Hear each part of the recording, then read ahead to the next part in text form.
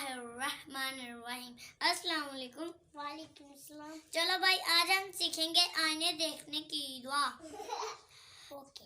आईने देखने की दुआ। पहले हम शीशे आईने के सामने जाते हैं।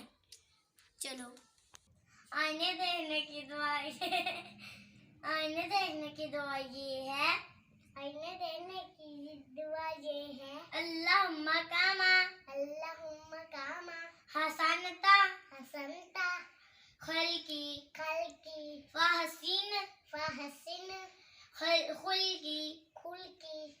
इसका तर्जुमा ये है। इसका तर्जुमा ये है।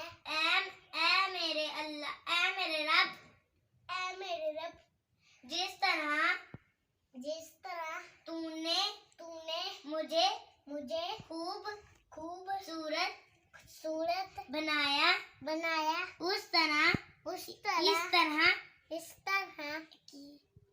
मेरे इखलाक को भी खूबसूरत बना।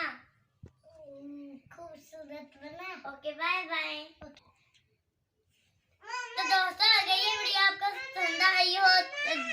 पसंद आई हो तो सब्सक्राइब, लाइक, शेयर भी जरूर कीजिएगा।